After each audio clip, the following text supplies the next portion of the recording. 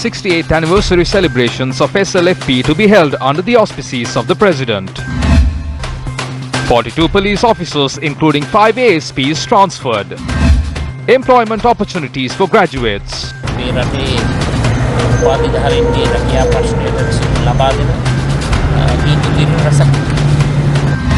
Hong Kong leader never tendered resignation to Beijing. Second T20 international between Sri Lanka and New Zealand today.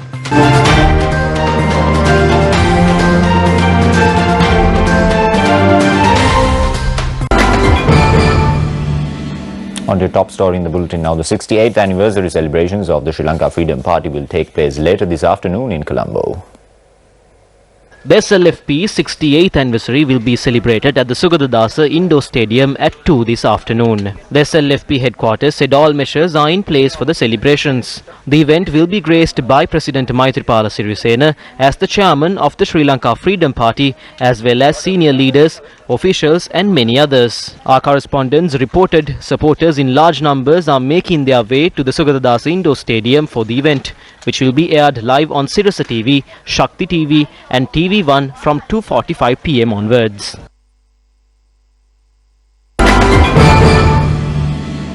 The weekly cabinet meeting was held this morning under the auspices of President Maithripala Sirisena. The meeting began at 10:30 at the Presidential Secretariat. Following the conclusion of the meeting, Deputy Leader of the United National Party, Minister Sajith Premadasa, expressed the following views to the media.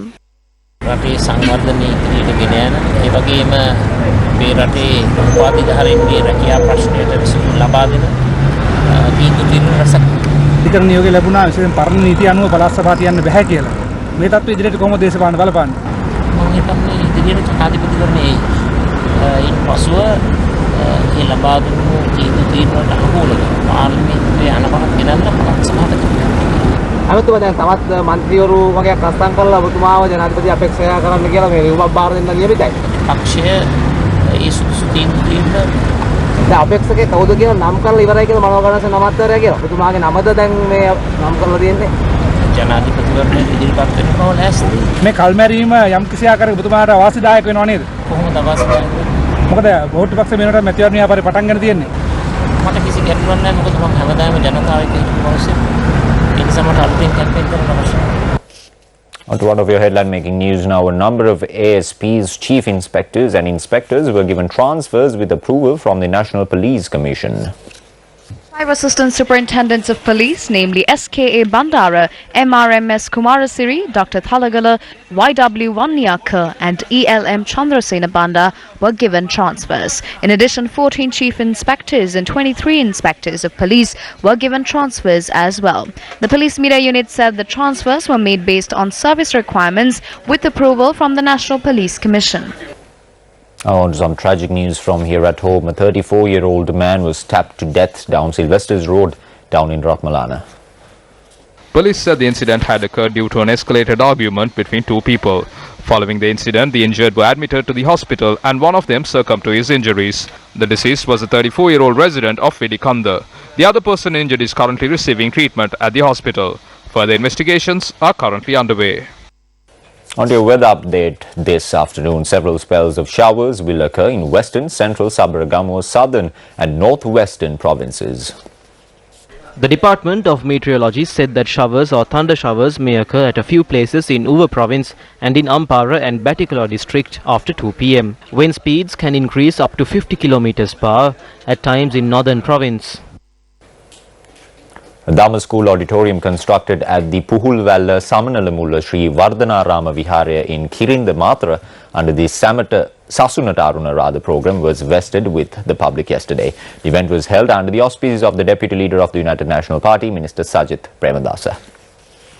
The building was constructed at a cost of 4 million rupees using funds from the Central Cultural Fund. The Damo School Auditorium was constructed based on advice from the chief incumbent of the Viharaya, Kumulgoda Dhammaloka Thero.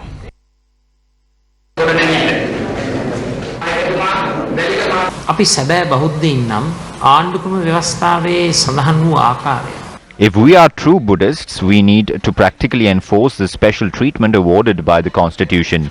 Funds to the tune of billions of rupees were given to the temples across the country. The time is now for us to also investigate the support given using public funds for places of worship during the past, which is said to be given extra special treatment of the Sambuddha Sasana. අපි විමර්ශනය කරන්නට කාලය ඇවිල්ලා තිබෙනවා. Today marks the 16th consecutive day of the Gama at the door-to-door program.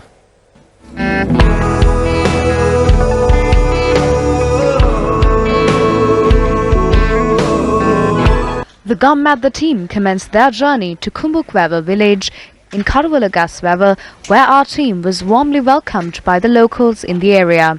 A free medical clinic was also organized in the village, and it saw the participation of many people. The water in the area was also inspected free of charge. A large crowd signed the Janata Sandasa or People's Declaration, which aims to resolve 8 common issues being faced by the Sri Lankans across the country. The Gama team is expected to travel to Putlam today. The 4-year journey of the Gama initiative received high praise from the public from the villages of Kumbukweva in Karwalagasweva.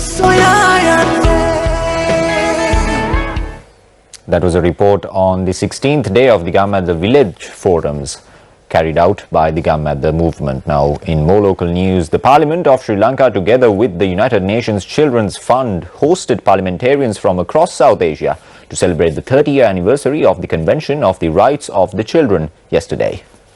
The South Asia Parliamentarian Platform for Children was held yesterday and will also be held today in Colombo. The meeting aims to discuss key issues in the region in relation to the rights of the child. The regional director of UNICEF, Jean Gauff, also attended the event. The keynote address was delivered by Speaker of Parliament Karu Jayasuriya. All must be involved in these efforts with a commitment, sensitivity, and without prejudice to any ethnic, religious, or political considerations.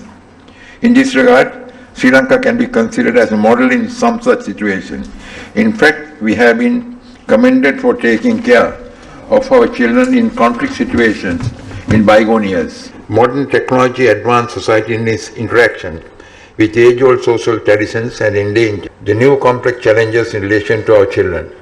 For instance, effects of social media on our children is one such matter that requires our careful attention. Yet another matter is the imposition of social conduct based exclusively on age-old religious and communal traditions, which could affect children who live in modern-day societies.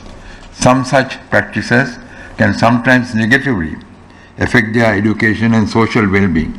In this context, we all need to eschew extremism and promote tolerance and moderation with a view to finding lasting solutions. Wrap of lunchtime news for today. More news follows on our award-winning website, that is www.newsfirst.lk. I'm Kumar Singer. Have yourself a great day.